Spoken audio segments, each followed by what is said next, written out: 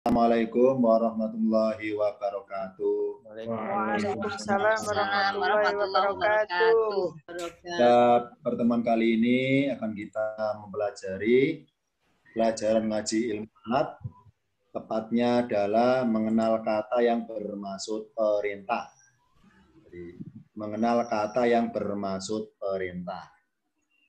Amar, ya, sebentar dulu. Judulnya kata yang bermaksud perintah. Iya. Kita buka dulu sebagai catatan awalnya.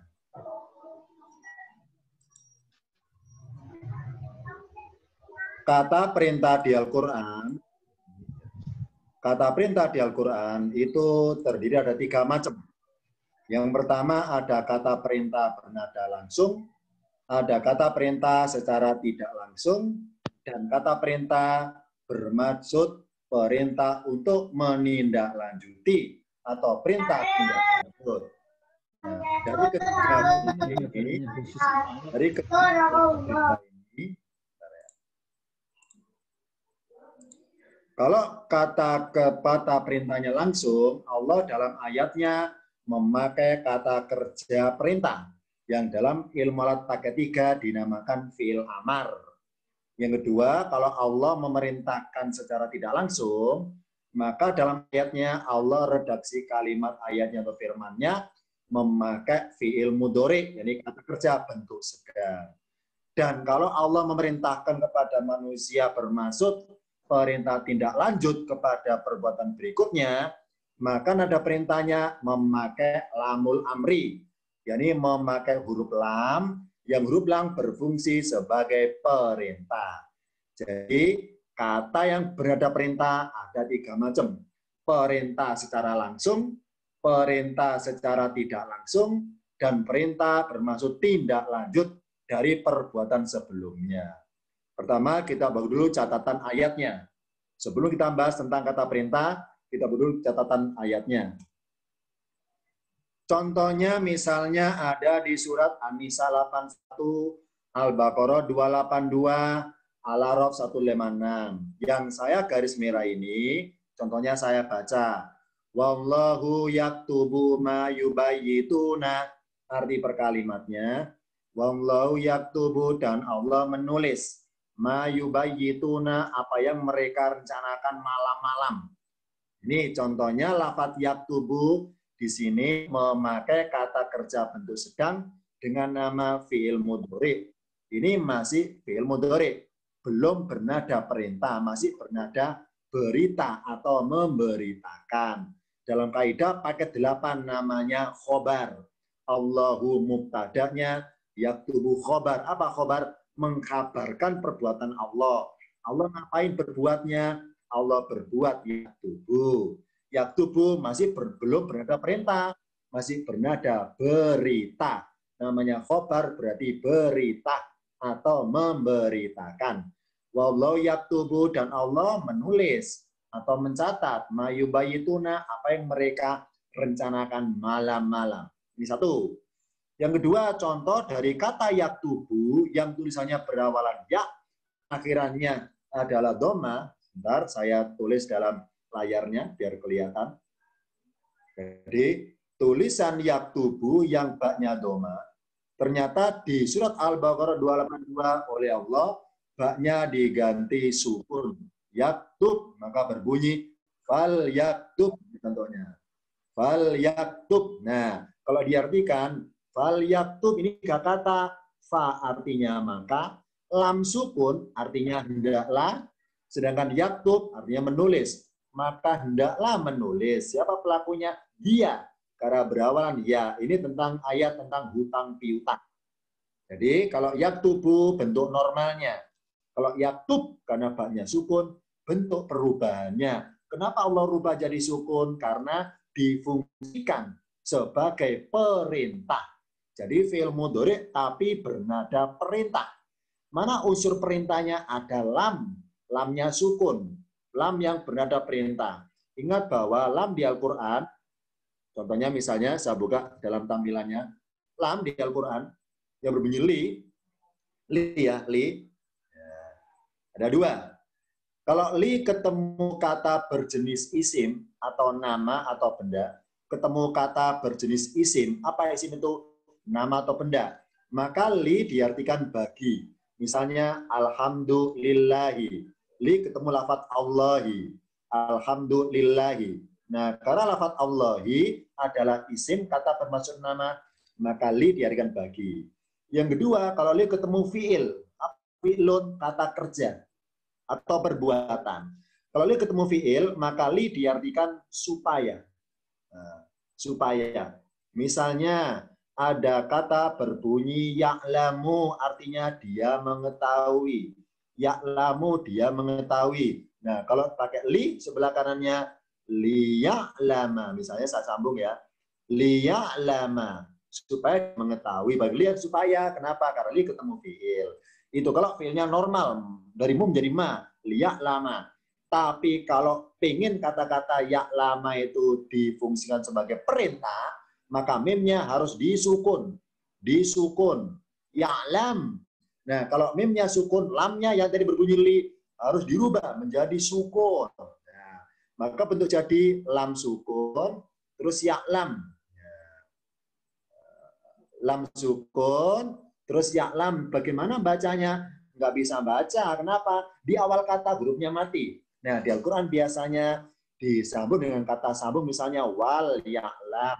Atau pakai fa, fal ya'lam. Ini contoh bentuk jadi. Oh, berarti li di Al-Quran punya dua arti. Bisa artinya bagi, bisa artinya supaya. Dan juga bisa artinya hendaklah.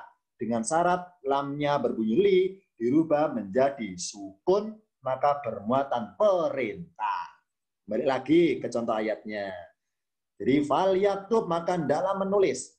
Ini masih fi'il mudhari, tapi difungsikan seperti fi'il amar. Nah, sekarang contoh ketiga, Al-A'raf 156. Waktub lana, kalau berkata alifnya dhamma, wa uktub lana, dan tulislah untuk kami fi dunia, dalam dunia ini hasanatan kebaikan. Waktub, nah baknya sukun, inilah bentuknya fi'il amar, kata kerja perintah. Yani apa? Berbunyi waktub, dan tulislah. Dan tulislah. Kalau yaktub, tulislah. Tapi ada lamnya. Hendaklah menulis. Nah, ini. Jadi yaktubu bentuk normalnya. Yaktub bentuk perubahannya. Uktub juga sama bentuk perubahannya. Cuma bedanya, yaktubu dan yaktub sama-sama mudhari, kata kerja bentuk sedang. Kalau uktub ini kata perintah asli atau murni, namanya fi'il amar. Contoh yang lain. Misalnya, bukan di sini lafadznya. Wallahu yaktubu ma yubayituna. Lafadz yaktubu artinya dia menulis. Ya. Lafadz yaktubu bentuknya fi'il mudhari. Apa mudhari? Kata kerja bentuk sedang. Ini dalam bentuk normal. Mana tanda normal? Ingat bahwa fi'il mudhari, kata kerja bentuk sedang, bentuk normalnya akhirannya doma. Akhirannya doma. Karena terakhirnya doma berbunyi bu, yaktubu. Ini bentuk normalnya akhirannya doma, yaktubu. Sekarang yaktub, fal yaktub. Lafadz yaktub artinya hendaklah dia menulis. Fal yaktub, maka hendaklah dia menulis. Jadi kata-kata hendaklah ini bermuatan perintah. Ya, ini lafadz tersebut fi'il mudhari tapi dalam bentuk perintah. Mana tanda perintahnya? Karena huruf terakhirnya berharokat sukun. Ini kalau dalam ilmu alat paket 789 namanya majzumun, sukun. Dan berubahnya harokat dari doma bentuk normal menjadi bentuk sukun akhirnya itu gara-gara, ada gara-garanya, ada sebabnya, didahului huruf lam. Huruf lam yang harokatnya juga sukun. Contoh sini fal, lamnya sukun. Nah, huruf lam yang sukun itu dinamakan huruf lam amar. Lam yang bernada perintah. Amar perintah. Lam itu hurufnya. Lam amar, huruf lam yang bernada perintah. Nah, makanya dengan hendaklah.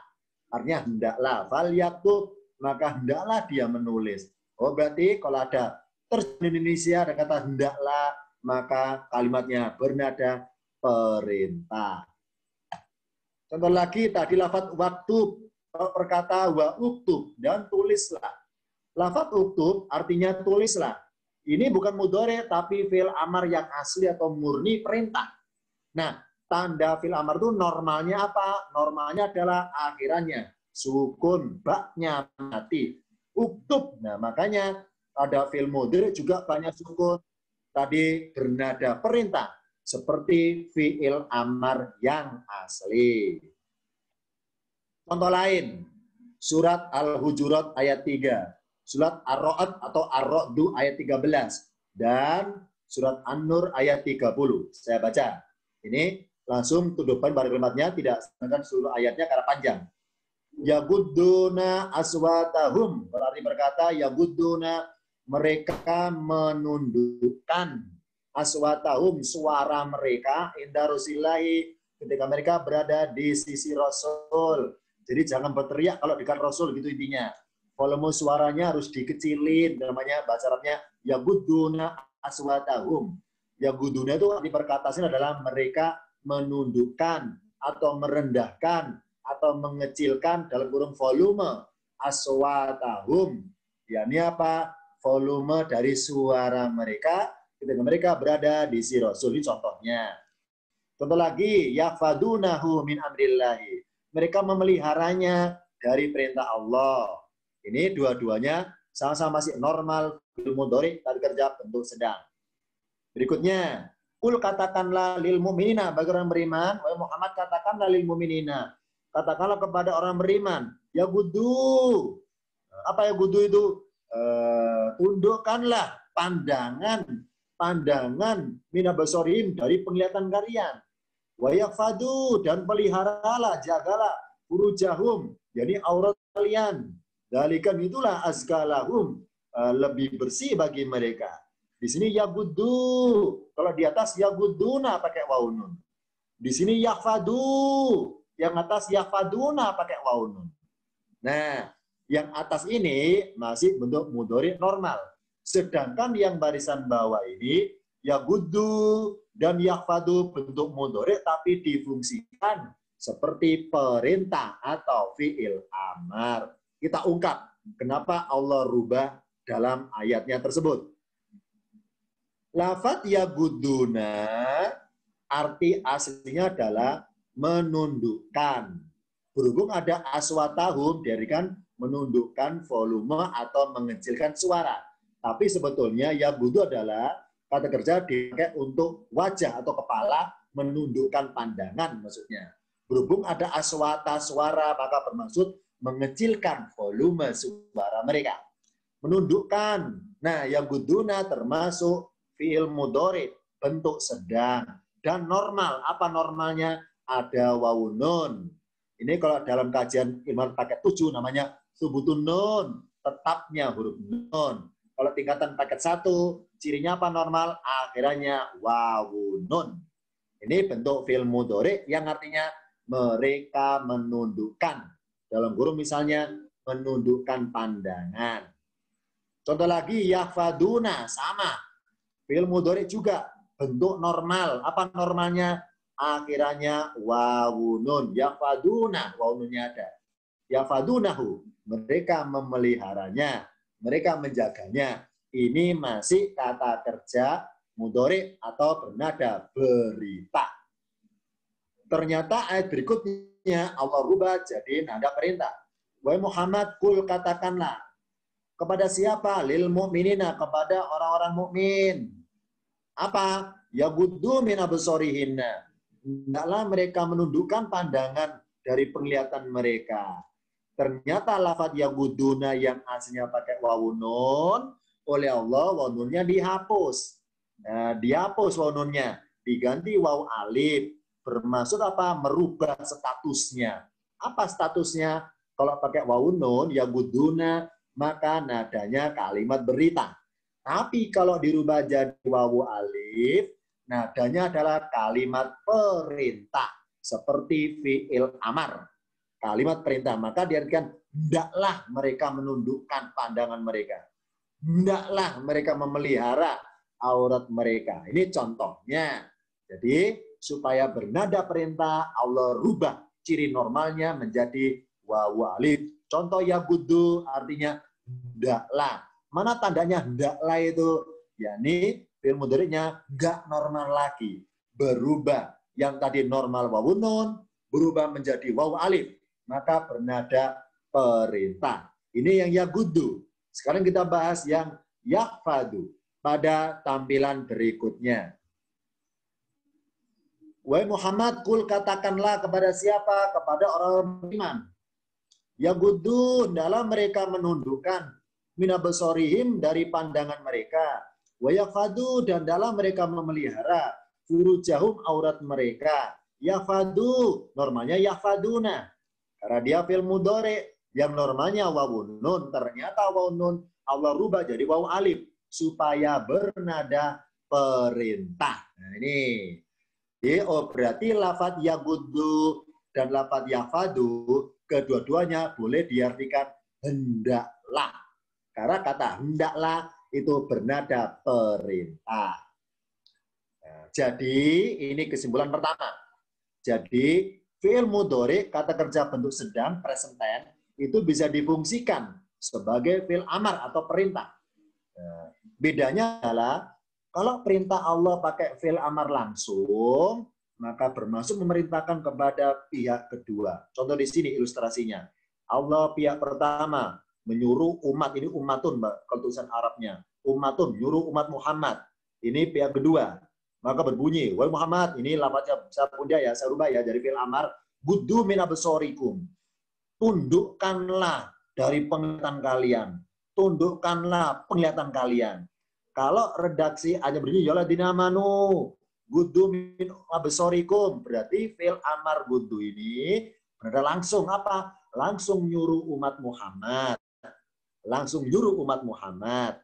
Tidak nyuruh Rasul dulu untuk mengatakan, tapi langsung nyuruh Muhammad. Jadi Rasul melayatnya ibaratnya copy paste dari depan Allah.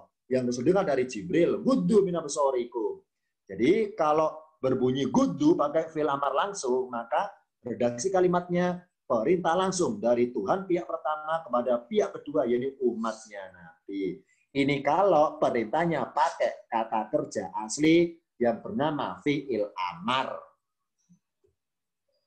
Sedangkan kalau perintah Allah pakai fi'il mudhari ya, tapi bernada amar, nada perintah, itu bermaksud memerintahkan siapa? Memerintahkan pihak ketiga. Ini ilustrasinya. Jadi ketika Allah mau menyuruh umatnya Muhammad, itu tidak langsung, tapi lewat Muhammad.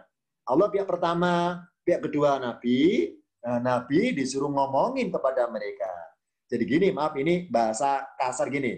Allah bilang, wahai Muhammad, bilangin pada mereka, wahai Muhammad, kasih tahu mereka, yagudu min sorihim, hendaklah mereka nundukkan pandangan mereka. Jadi Allah nggak nyuruh kita langsung, tapi nyuruh Rasul untuk menyampaikan maunya Allah apa, menyampaikan. Kalau tadi yang pertama Allah langsung, misalnya perintah sholat, aqimus sholata, dirikanlah sholat, berarti Rasul langsung kepada umatnya. Ini contohnya. Kalau di sini perintah untuk nundukkan pandangan, Allah nggak langsung, nggak nyuruh kita langsung, nyuruh Nabi dulu. Wahai Nabi Muhammad, kasih tahu mereka, hendaklah mereka menundukkan pandangan. Jadi kalau pakai fi'il mudhari bernada memerintahkan pihak yang ketiga lewat atau media dari pihak yang kedua, yakni Rasul Muhammad. Ini ilustrasinya, bedanya kata perintah pakai fi'il amar kalau langsung, dan kalau kata perintah fi'il mudhari itu secara tidak langsung. Nah, sekarang kita ungkap di sini. Wahai Muhammad, kul katakanlah lil mu'minina, bagi orang-orang yang mukmin, yaguddun, dalam mereka menundukkan min absarihim dari pandangan mereka. Wa yakfadu, dan mereka hendaklah memelihara furujahunna, aurat mereka. Ini kepada laki-laki. Baliknya ayat 31 An-Nur. Wahai Muhammad, kul katakanlah lil mu'minat, bagi wanita-wanita yang beriman, yagdudna, sama ini fi'il mudhari difungsikan kayak amar. Yagdudna, hendaklah mereka juga si perempuan itu min absarihinna, menundukkan pandangannya, menundukkan dari penglihatannya. Wa yakfadna, dan mereka dalam memelihara furujahunna, aurat mereka. Oh, berarti perintah untuk menundukkan pandangan itu Allah perintahkan kepada kita sebagai umat Rasul, tapi lewat kalimat redaksinya nyuruh Rasul nyampaikan sendiri, tidak Allah langsung. Ini contohnya pakai fi'il yang mudhari, yaghuddu, yakfadu, yakdudna, dan yakfatna. Berikutnya, ternyata di surat An-Nur tadi ayat 30 ya, 30 dan 31, perintahnya pakai fi'il mudhari. Berbunyi gini, qul lil mu'minina yaghuddu, yakfadu, kepada laki-laki beriman. Qul lil mu'minati, wahai Muhammad, qul lil mu'minati, katakanlah kepada wanita-wanita mukminat, yakdudna, yakfatna. Mengapa perintahnya Allah tidak pakai fi'il amar langsung? Misalnya langsung berbunyi. Misalnya ya, kulmunya gudu, misalnya gudu. Tundukkanlah pandangan kalian, ifadu, peliharalah aurat kalian. Atau ugdudna, wahai perempuan, ugdudna, tundukkanlah pandangan kalian.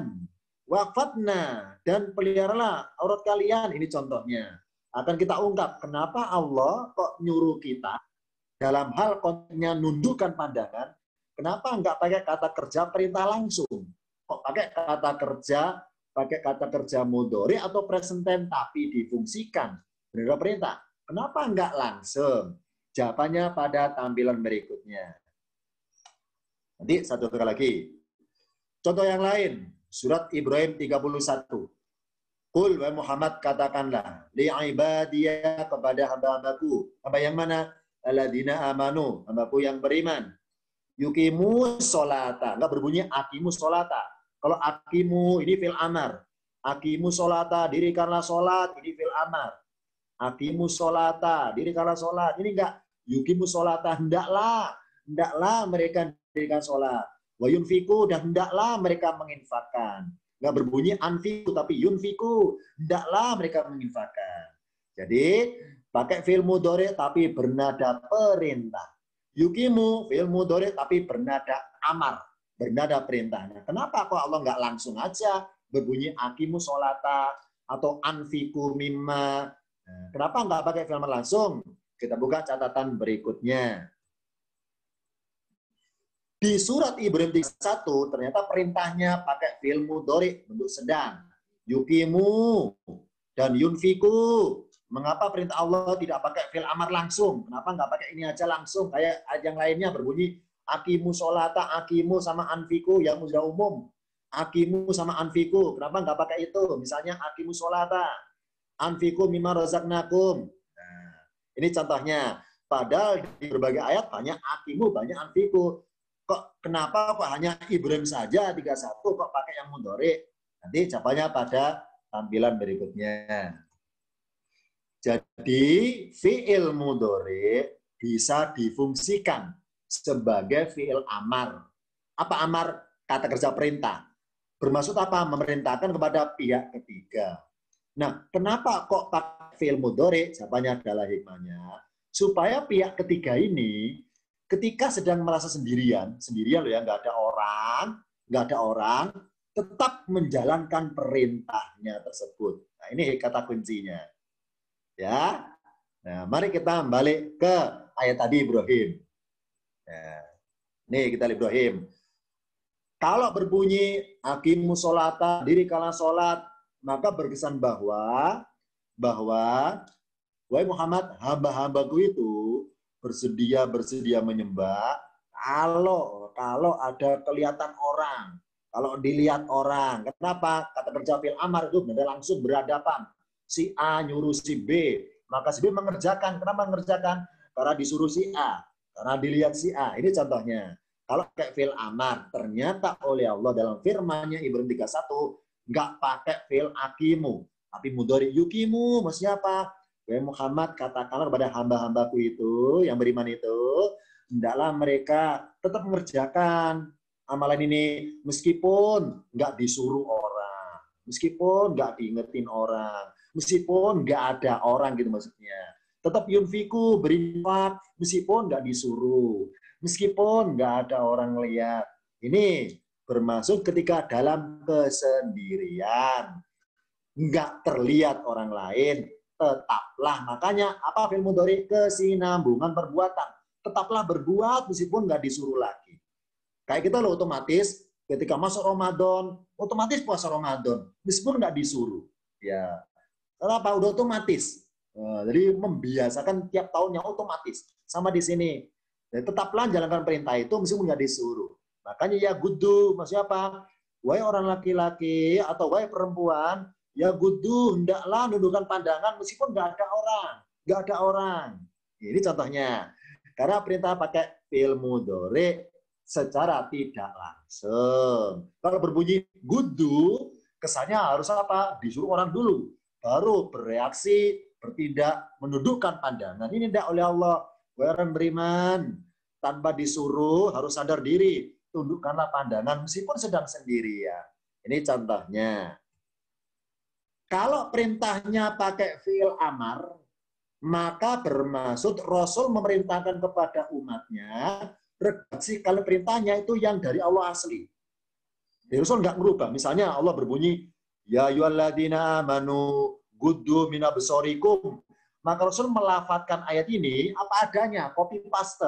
Ya ayyuhalladzina amanu guddu min absarikum. Jadi kalau ada ayat berbunyi ya ayyuhalladzina amanu, nyuruh orang beriman langsung, maka Rasul membacakan ayatnya, itu gak Rasul didikte Allah. Bahwa ucapan seperti ini. Nggak usah diganti apapun redaksi kalimatnya. Maka Rasul mengucapkan firman sekali lagi bermaksud mewakili suara Allah untuk bersuara nyuruh umatnya. Itu kalau nada ayatnya ada fi'il amarnya atau kata kerja perintah. Ini hikmahnya perintah Allah kadang-kadang pakai fi'il amar, kadang-kadang pakai fi'il mudhari. Nah, kalau pakai fi'il amar bermaksud bahwa nyuruh Nabi untuk memerintahkan umatnya, tapi nada perintahnya nggak usah ngarang kata-kata yang lain. Itu aja copy paste. Diucapkan sekali lagi suara Tuhan, sekali lagi dari Jibril, diucapkan kepada umat beliau itu. Dengan lafaz yang sama. Tidak usah dirubah, hanya copy paste saja. Ini kalau pakai fi'il amar. Berikutnya. Tapi kalau perintahnya ternyata pakai fi'il mudhari, maka Rasul memerintahkan kepada umatnya, redaksi kalimatnya, perintahnya beliau karang sendiri. Itulah lahirnya namanya hadis. Nah, ini kita tahu sekarang. Hadis itu lahir karena apa ya? Atau gini aja kasarnya. Rasul itu bersabda itu kenapa ya? Jawabannya adalah, adanya bermaksud Rasul memperjelas perintah Allah yang ada mudhari itu. Nah, Rasul mengolah kata-kata sendiri untuk kepada umatnya itu. Nah, ini contohnya. Jadi kalau Allah nyuruhnya pakai fi'il mudhari, ya gudu kan mudhari. Wahai umat Muhammad, ya gudu. Tundukkanlah pandangan kalian. Belum pakai ya gudu maka mereka. Allah nyuruh Rasul, wahai Muhammad, bilangin sama umatmu. Bilang kepada umatmu. Dalam mereka, tundukkan pandangan. Nah, gimana cara bilangnya? Silakan atur sendiri kata-katanya, diolah sendiri bagaimana mestinya. Kau kan pasti tahu bagaimana karakter umatmu. Kapan tema yang tepat untuk ngasih tahu. Allah nyerahkan sepenuh pada Rasul Muhammad. Rasul mengolah kata-kata, lahirlah hadis. Jadi ada kalanya hadis Rasul itu bermaksud apa? Bermaksud Rasul mengolah kata-kata untuk beliau sampaikan kepada umatnya, yang itu berasal dari fi'il mudhari yang Allah ucapkan. Ucapkan yang bernada perintah. Contoh yang nyata misalnya, saya buka surat Al-Ahzab 59. Ayatnya berbunyi, ya yuan nabiyu, wahai nabi, kul katakanlah, liazwajika, katakanlah kepada istri-istrimu, wa banatika, dan katakanlah kepada anak-anak perempuanmu, wa nisa'il mu'minina, dan katakanlah kepada wanita-wanita mukmin, yudnina, ini fi'il mudhari ini, yudnina, hendaklah mereka menjulurkan, mengulurkan alaihinna ke atas mereka, ke tubuh mereka nempel, min jalabihinna, yakni jilbab mereka. Hendaklah mereka mengulurkan jilbab ke seluruh tubuh mereka. Ini contohnya. Ayatnya ketika Allah nyuruh wanita berjilbab, itu tidak langsung, nggak berbunyi seperti ini misalnya. Saya buka. Seperti ini misalnya. Allah tidak memerintahkan langsung kepada wanita mukmin dengan berbunyi, ya ayyatuhal mu'minatu, adnina alaikunna min jalabibikunna. Nggak berbunyi nih. Wahai wanita-wanita mukminat, julurkanlah, panjangkanlah, ulurkanlah jilbab kalian ke seluruh tubuh kalian. Ayatnya enggak seperti ini. Dalam konteksnya nyuruh berjilbab, itu Allah kalimatnya pakai yang mudhari, ya, pakai mudhari, tapi bernada amar. Yang kedua, Allah titipkan pesannya kepada Nabi. Gini kasarnya, wahai Nabi, kasih tahu istrimu. Wahai Nabi, bilangin kepada anak perempuanmu. Wahai Nabi, bilang juga kepada wanita mukminat. Bilang juga bahwa aku suruh mereka untuk berjilbab. Nah, bagaimana cara bilangnya? Bagaimana cara ngasih tahunya? Nah, itu sudah tanggung jawab Nabi. Kenapa? Allah sudah serahkan total di situ. Jadi Allah menyerahkan lewat Nabi agar beliau mengolah sendiri ucapannya, mencari sendiri waktu yang tepat, pendengar diri secara psikologis. Jadi seorang Nabi itu berat. Apa? Untuk ngasih tahu seorang manusia supaya berjilbab, itu Rasul harus tempat. Jadi cari kata-kata supaya nggak tersinggung, supaya nggak marah, supaya gampang-gampang sadar. Rasul ngolah kata-kata. Jadi nggak sekedar, Anda kan Islam, harus jilbab, nggak gitu Rasul, nggak gitu. Lihat orangnya, oh orangnya karena keras, maka Rasul pendekatan psikologis, cari lunaknya. Oh orang ini gampang tersinggung, ngolah kata-kata supaya sadar. Ini hikmahnya. Jadi perintah berjilbab itu ayatnya pakai fi'il mudhari.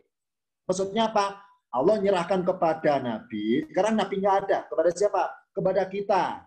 Sebagai orang tua, menyuruh kepada anaknya soal berjilbab, itu Allah serahkan langsung. Kenapa? Karena orang tua tahu karakter anaknya, tahu celahnya, bagaimana supaya nurut, bagaimana supaya tertarik, tahu, menguasai medan ibaratnya, menguasai psikologis anaknya, pendekatan mungkin tahun nggak bisa, mungkin tahun depan, mungkin tahun berikutnya seperti itu. Ini contohnya. Jadi sama Nabi seperti sama Nabi. Jadi ketika Nabi menyampaikan kepada perintah berjilbabnya, itu Nabi itu berat tugasnya apa? Ketika ketemu dengan para wanita, Rasul menguasai karakter orang itu, nisal muminin. Kalau orang dibilang langsung tersinggung, mungkin perlu terapi, berhari-hari, tiap hari didakwai, tiap bulan didakwai, mungkin tahun depan baru sadar, tahun depan baru berakhir, seperti sama, terus seperti itu. Ini hikmahnya.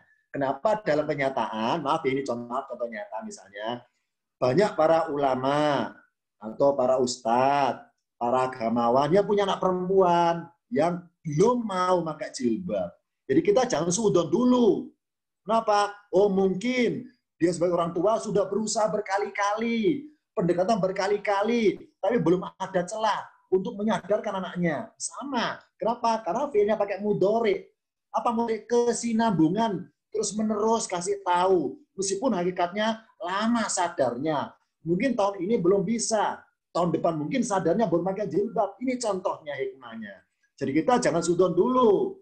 Jangan mentang-mentang itu anak ustadz kok nggak berjilbab ya. Jadi kesannya bahwa ustadznya nggak ngasih tahu. Bukan gitu pengertiannya. Ingat, mungkin anaknya mungkin sadarnya tahun depan. Ustadz berkali-kali jadi sama. Ini contohnya. Yudnina ayatnya. Jadi Nabi itu berat. Sama kita juga berat. Bagaimana supaya nyuruh anak perempuan berjilbab itu butuh terapi. Butuh pendekatan psikologis. Cari timing yang tepat. Ngolah kata-kata yang nggak tersinggung. Dengan berbagai cara. Dan itu mudhari apa mudhari terus menerus kita amalkan. Meskipun gagal terus. Nggak pernah berhasil. Terusin aja, ini ladang amal kita untuk berbuat dakwah kepada keluarga sendiri. Itulah hikmahnya perintah berjilbab, nggak pakai fi'il amar, tapi pakai mudhari. Ini apa? Pendekatan personal kepada per orang. Nabi Allah serahkan total bagaimana cara ngomongnya kepada keluarga sendiri. Bagaimana cara ngolah kata-kata kepada wanita muslim. Nabi mencari celah. Nabi menguasai karakter individu orang-orang untuk mengolah kata-kata itu. Itulah hikmahnya perintah di Allah. Ada 3 macam, ya kan? Ada 3 macam. Perintah pakai fi'il amar, berarti langsung. Perintah pakai fi'il mudhari, berarti tidak langsung. Dan perintah pakai lam amar, lam huruf perintah. Itu dulu sementara hari ini dalam materinya. Sebelum diakhiri, barangkali ada yang tanyakan, silakan. Ada yang tanyakan dari penengah ini. Tanya Ustaz. Ada yang tanyakan dari ini, silakan. Dari materinya. Sebutkan namanya dari kota mana, silakan. Ini bercampur di berbagai kota ini. Siapa bertanya? Munculnya hadis qudsi itu gimana? Ini Pak Utsman dari Sidoarjo, kenapa? Tanya apa? Munculnya hadis qudsi. Oh, iya, iya. Iya.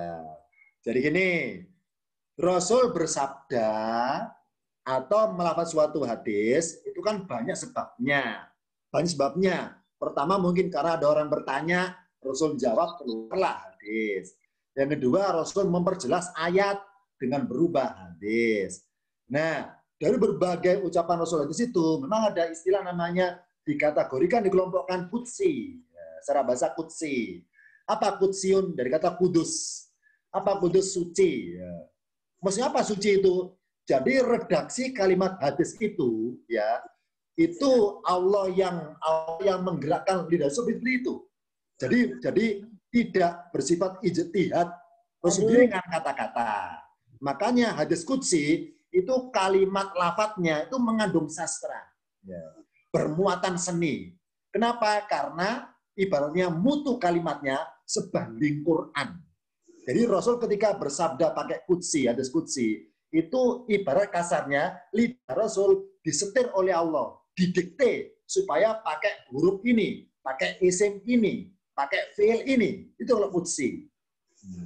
Jadi Rasul kayak robot di remote supaya mengatakan seperti itu.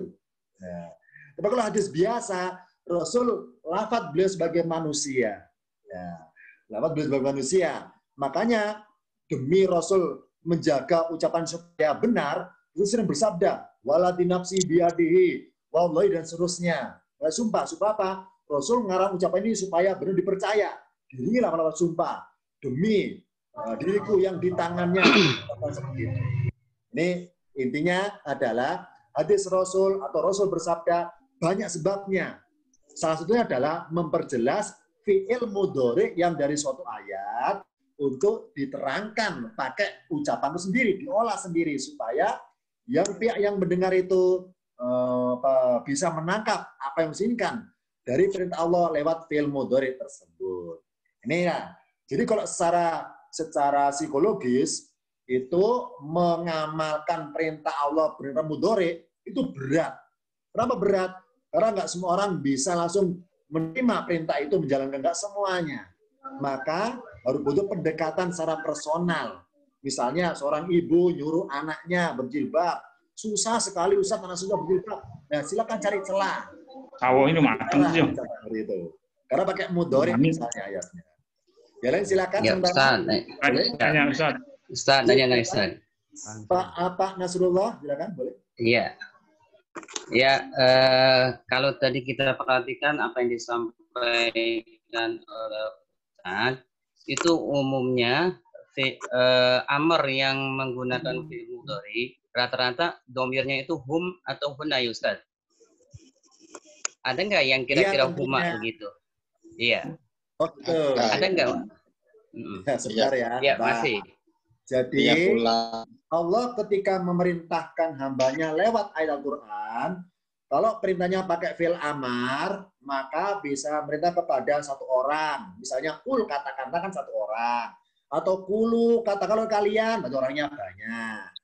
Nah, kalau perintah pakai fi'il mudhari yang dimajzumkan, yang diamarkan misalnya maksudnya, itu perintah kepada banyak orang. Nah, sementara ini saya belum menemukan kalau perintah kepada 2 orang. Belum menemukan kalau pakai mudhari, belum menemukan. Tapi Ustaz tanya Ustaz. Ya, Mas Ustaz. Ini siapa? Saya Ustaz. Pak Waskito dari Malang ya. Iya.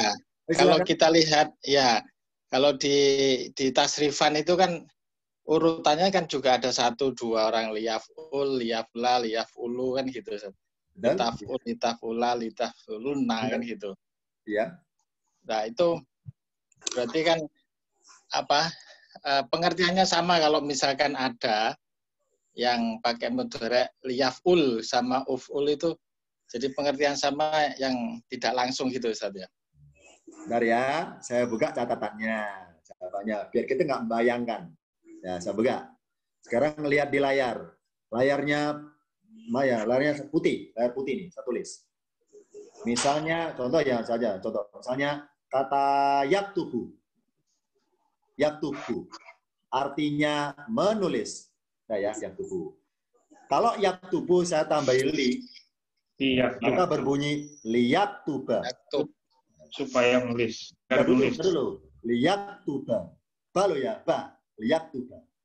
Sekarang saya rubah lagi. Liyaktub, ba-nya sukun misalnya. Liyaktub. Udah ya? Nah, contoh lagi. Lamnya sukun, akhiran yaktub. Ini banyak pilihan ini. Udah ya? Nah, sekarang kita urut. Ini dulu. Yaktubu artinya dia menulis. Ini kalau berita, memberitakan, dia menulis. Dah. Lah kalau ada li ini artinya supaya. Supaya. Ya, namanya supaya berarti anjuran. Liyaktuba, supaya dia menulis. Supaya lo ya. Berarti ini kan saran. Diterima tidak, ya kalaupun enggak ya enggak masalah. Karena saran, li. Tapi kalau baknya sukun, liyaktub, maka li ini boleh dijadikan hendaklah. Hendaklah dia menulis. Hendaklah boleh. Mana tanda bolehnya? Baknya sukun. Baknya sukun. Dan ini adanya dalam bahasa Arab. Ya, ada dalam bahasa Arab. Nah ya, apa di Quran ada? Enggak ada. Adanya Quran dan lamnya sukun, bukan lamnya kasroh. Lam sukun, bak sukun. Nah, ketika lam sukun, bak sukun, kalau perkata lo ya, kan susah bacanya. Kenapa? Di awal kalimat. Maka oleh Allah ditaruh wa. Iya, wanya adalah huruf istinafiyah. Huruf wasol, wal yaktub atau wal yaktub contohnya. Ya. Atau dua pilihan kalau fatawa, ini contohnya. Jadi dalam buku tasrifan, gitu ya. Dalam buku tasrifan itu orientasi kepada bahasa Arab. Bahasa Arab. Jadi kepada bahasa Arab. Jadi liyaktub. Ya. Seperti itu. Kenapa? Karena nggak ada wau dan fa-nya di awal. Kalau ada, maka lamnya disukun. Wal yaktub. Wal yaktub. Gitu maksudnya. Jadi intinya adalah kalau Allah nyuruh manusia pakai fi'il mudhari yang diamarkan, itu bermaksud nyuruh kita supaya berkali-kali menyampaikan pada orang lain meskipun gagal terus. Berkali-kali terus.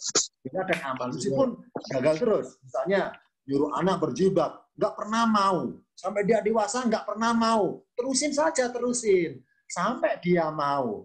Bahkan jangan berhenti-berhenti Ustaz ya. Ya, sampai kenapa? Karena pakai mudhari apa mudhari kesinambungan perbuatan. Sampai kita meninggal. Sampai kita meninggal. Gitu contohnya. Ya, kalau berbunyi pakai fi'il amar, berarti apa? Pemaksaan. Wahai anakku, adakan Islam. Harus dibak. Kalau nggak mau saya pukul. Tapi fi'il amar. Ya. Kalau pakai fi'il mudhari, jangan kekerasan. Jangan paksaan. Pendekatan personal. Cari timing yang tepat. Ngolah kata-kata yang tepat supaya gampang sadar. Itulah hikmahnya. Nah, ini contoh saja. Jadi fi'il mudhari diamarkan gitu maksudnya. Allah menyerahkan sepenuhnya kepada orang tua bagaimana nyuruh anaknya jilbab. Sepenuhnya. Kenapa? Orang tua menguasai karakter anaknya. Kok diomong gini tersinggung, cari kata-kata yang lain. Makanya Allah nggak otoriter sebagai Tuhan, nyuruh memaksa wanita berjilbab. Enggak. Diserahkan sepenuhnya kepada manusia secara manusiawinya hubungan kekeluargaan tersebut. Itu hikmahnya mudhari diamarkan. Difungsikan jadi fi'il amar. Itu dulu sementara hari ini ya.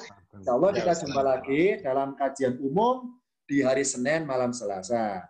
Terima kasih semua di sini dari berbagai daerah, dari Surabaya, dari Malang, dari Jakarta paling banyak di sini, dari Bekasi ada juga di sini. Nanti semuanya ada dari Samarinda juga di sini. Terima kasih. Dari Ciledug.